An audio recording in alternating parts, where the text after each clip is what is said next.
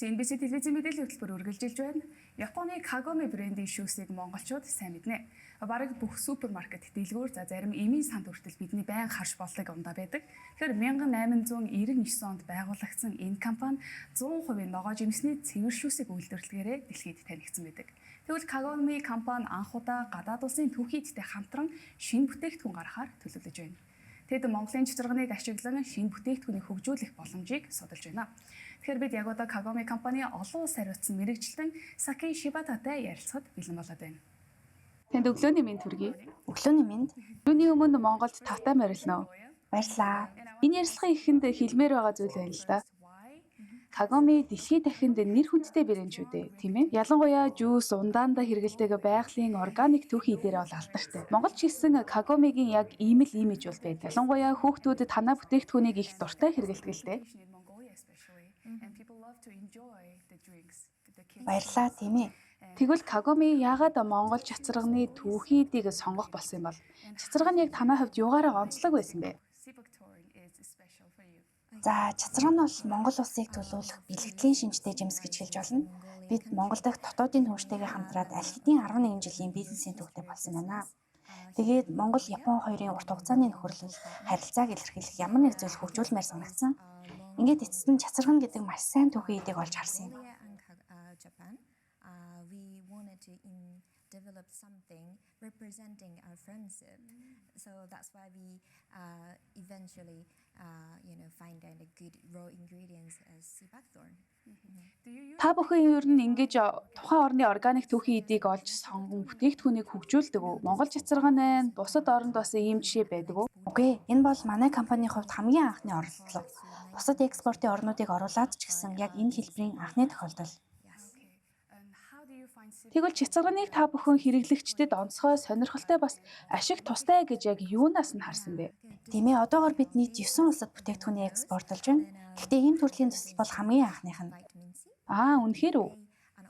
Тийм ээ, хүн бүрийн мэддгээр чацарга нь маш эрүүл, маш ашигтай, маш их хэмжээний С витамин, А витамин агуулдаг, мөн маш сайн тослого найрлагатай.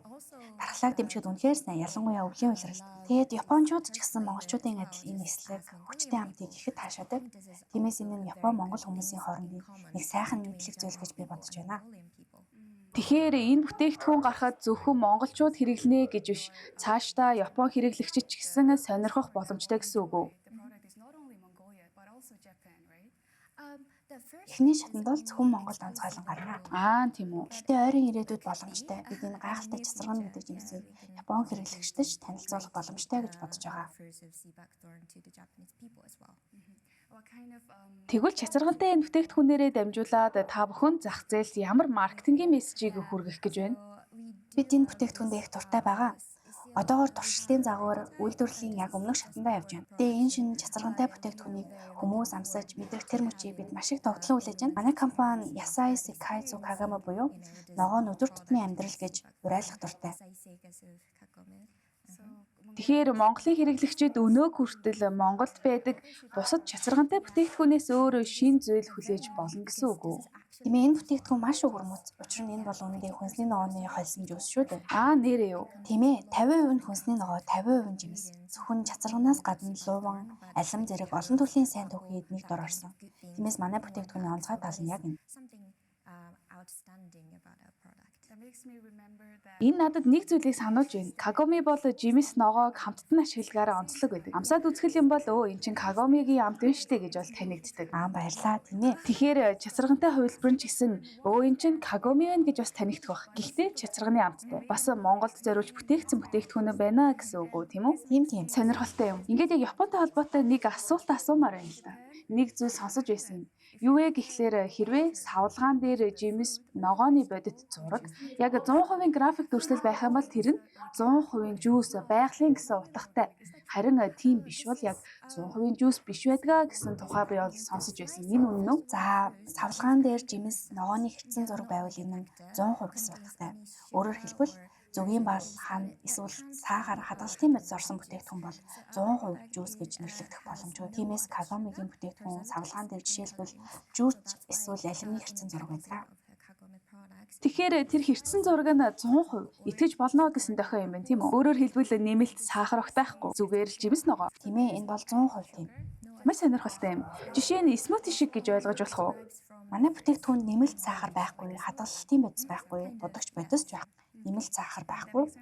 Тэгвэл Монгол Японы энэ хамтын ажиллагаа мөн Kagome болон Монголын чацарга нь хамтарсан энэ бүтээгдэхүүнээр дамжуулаад Монголын үйлдвэрлэгчид цаашлаад танай өрсөлдөгчдөд ямар стандарт, ямар шаардлагын жишийг тогтож байна гэж та харж байна.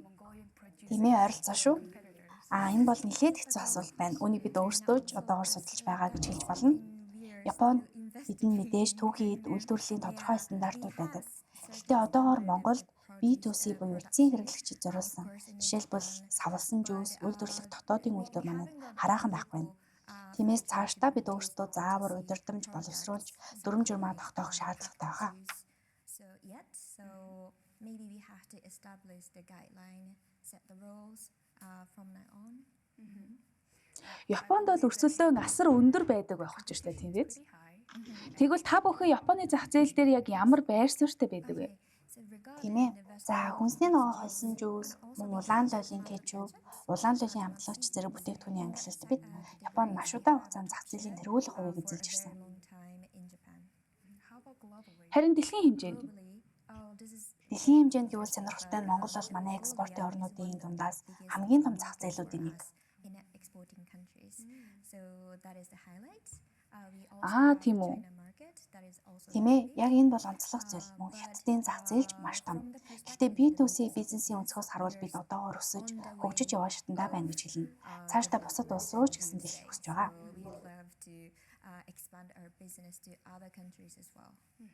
Та сая Монгол бол Kagome-гийн хувьд маш том хэрэглэгчийн зах зээлүүдийн нэг нэ гэж хэллээ. Тийм. Тэгэхээр энэ нь монголчууд зөвхөн мах иддэг, ногоо хэрэглэдэггүй гэсэн хэвшмэл ойлголтыг өөрчилж байгаа юм байна. Харин сонирхолтой нь хэрвээ бид Kagome-гийн бүтээгдэхүүнийг ийм их хэрэглэж, жимс ногооны ундаа ууж байгаа бол энэ нь биднийг нэлээд эрүүл хүмүүс гэсэн үг болгож байна тийм биз?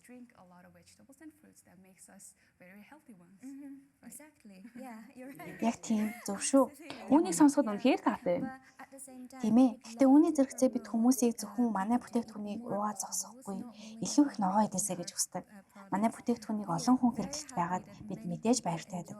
Гэхдээ эрүүл байхыг хүсвэл хоол хүнсээрээ ногоо хэрэглэх нь бас чухал шүү дээ. Мэдээж. Тийм ээ. Тэгэхээр бид танай сайн бүтээгдэхүүнийг хэрэглэж өөрсдийгөө илүү эрүүл байлгаж байгаа нь Kagome-гийн хувьд ч бас баярлалтай зүйл байх юм тийм үү? Тийм ээ, сонирхолтой шүү. Сайхан сонсогдож байна. Харин дараагийн асуулт бол та бүхэн цаашид яг ямар тэлэлт хийх төлөвлөгөөтэй байгаа вэ? Зөвхөн Монгол гэлтгүү бусад улс, бусад түүхийн эдийн хувьд яг ямар дараагийн алхмыг төлөвлөж байна? Түүхийн эдийн тухайд одоохондоо бидэнд тодорхой дараагийн сонголт гараагүй байна. Энэ бол хамгийн анхны оролдлого учраас эхлээд хүмүүсийн шинэ бүтээгдэхүүнд үзүүлэх хариу үйлдэлийг сайтар ажиглаж дүүнхийг хүсэж байна.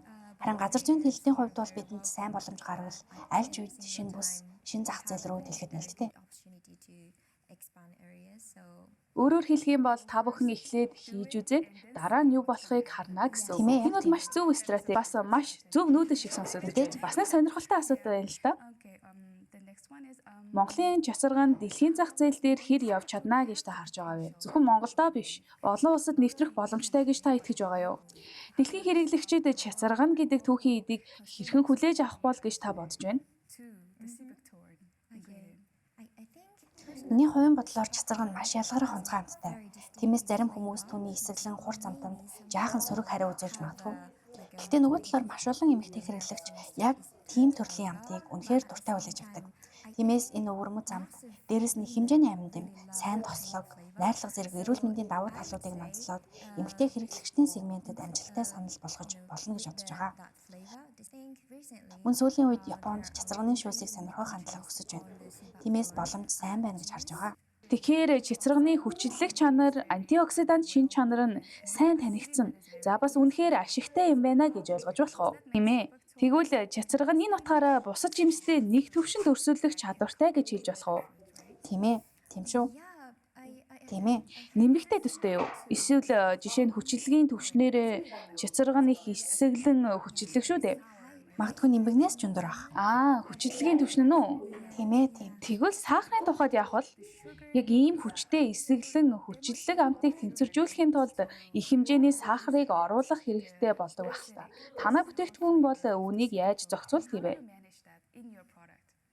За, энэ бас хариулахад тийм ч амар асуулт биш. Гэтэ бидний амт мэдрэх нь ерөнхийдөө чихэрлэг ба эслэгийн тэнцвэрээс үүсдэг. Тэгэхээр бид сахар нэмж эсгэхийн оронд тусгай технологи ашиглан хүчлэгийн түвшнийг бага байлгаж чаддаг. Ингэснээр маш их сахар нэмэх шаардлагагүй болдог.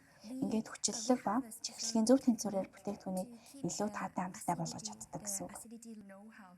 Энэ нь танай ноу-хау бас бүтээгдэхүүнээ нэгэн зэрэг маш амттай, эрүүл байлгадаг нууцуудын нэг байх нь тийм үү? Тийм ээ. За, үнэхээр сонирхолтой байлаа. Ингээд бидний ярилцлага өндөрлөж байна. Баярлалаа. Өнөөдрийн яриа маш сонирхолтой, бас бид бүгдэд олон мэдлэг мэдээллийг өглөө. CNBC-д хүрэлцэн ирж бидэнтэй ярилцсанд маш их баярлалаа. Намайг урьж оролцуулсанд маш их баярлалаа. Цаашдаа ч гэсэн Монгол, Японы түншлэл урт хугацаанд үргэлжилнэ гэдэгт би үнэхээр их найдаж байна. Баярлалаа. Баярлалаа.